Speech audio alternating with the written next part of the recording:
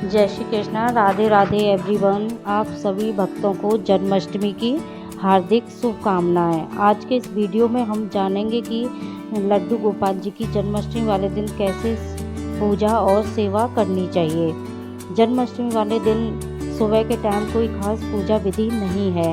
आप चाहें तो ठाकुर जी को पंचामृत से स्नान करा सकते हैं, या नहीं तो जो आपकी डेली का रूटीन है आप उसी हिसाब से ठाकुर जी को स्नान करा कर पूजा कर सकते हैं और भोग लगा सकते हैं। चाहें तो साधारण जल से या गंगा जल से स्नान कराकर डेली की तरह आप ठाकुर जी की सेवा कर सकते हैं। और शाम को 7 बजे के आसपास आप अपने ठाकुर जी को किसी लाल कपड़े से या माता रानी की चुन्नी जो भी आपके घर में हो आप उससे उन्हें ढक सकते हैं। और ढकने के बाद में कान्हा जी को बिल्कुल हिलाना नहीं है और न छूना है उनको।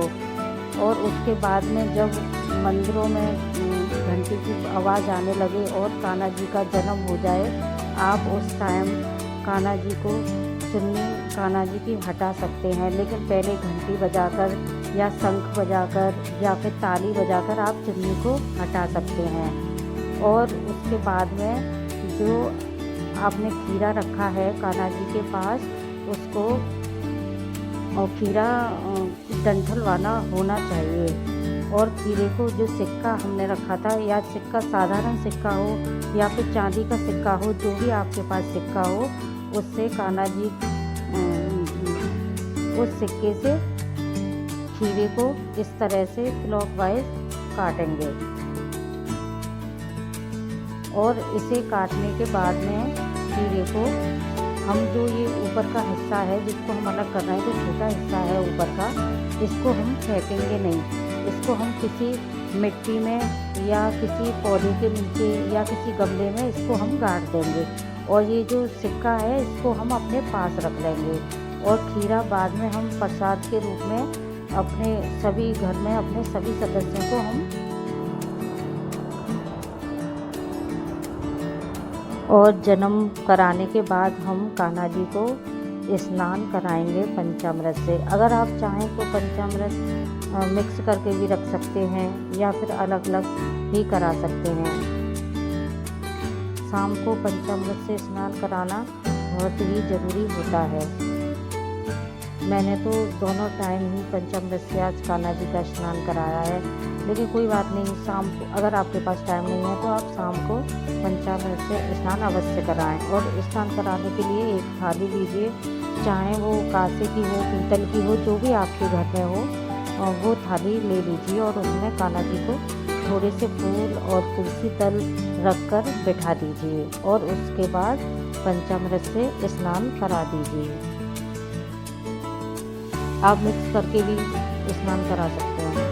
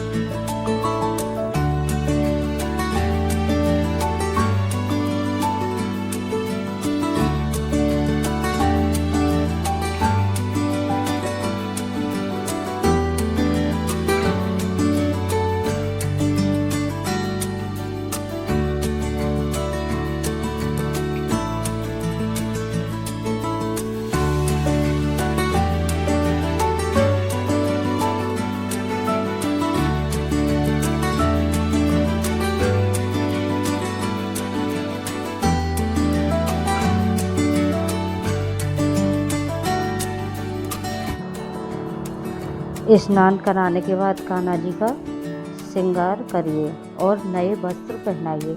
हो सके तो जन्माष्टमी वाले दिन आप अपने कान्हा जी को नए वस्त्र ही पहनाएं।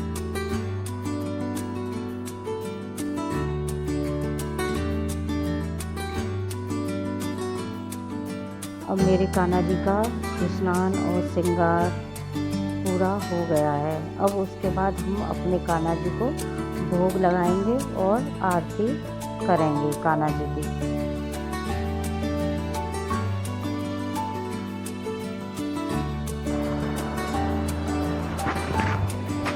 इसके बाद में हम कान्हा जी को चंदन का तिलक लगाएंगे और गाय को और सभी भगवान को तिलक लगाएंगे। गणेश जी को भी अवश्य तिलक लगाएं। और अगर आपके घर में गाय की कोई मूर्ति या फोटो हो तो कान्हा जी के पास तो अवश्य रखें। और ये ज़रूरी नहीं है कि आप ठाकुर जी के लिए चौकी लगाएं। जहाँ पर डेली पूजा करते हैं आप वहाँ पर भी बिठा कर ठाकुर जी को सेवा और पूजा कर सकते हैं।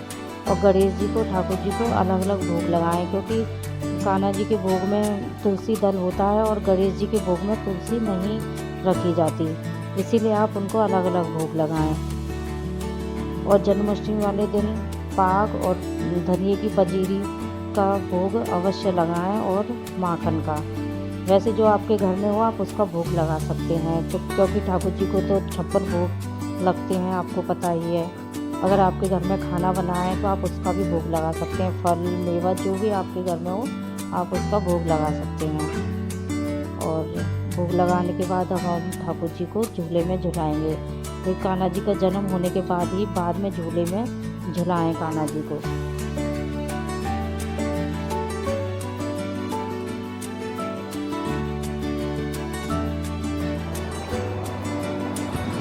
और इसके बाद में हम कान्हा जी को झूला में झुलाएंगे और पूजा विधि यहीं समाप्त होती है। इसके बाद अपना आप व्रत खोल सकते हैं। पंचामृत और पंजीरी से अपना व्रत खोलिए।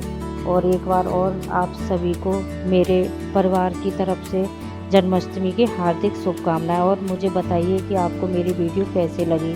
अगर अच्छी लगी हो तो प्लीज़ लाइक और सब्सक्राइब अवश्य करें और कमेंट में आप बताएं कि आपको पूजा विधि कैसी लगी और आप अपने घर में कैसे पूजा करते हैं। Thank you.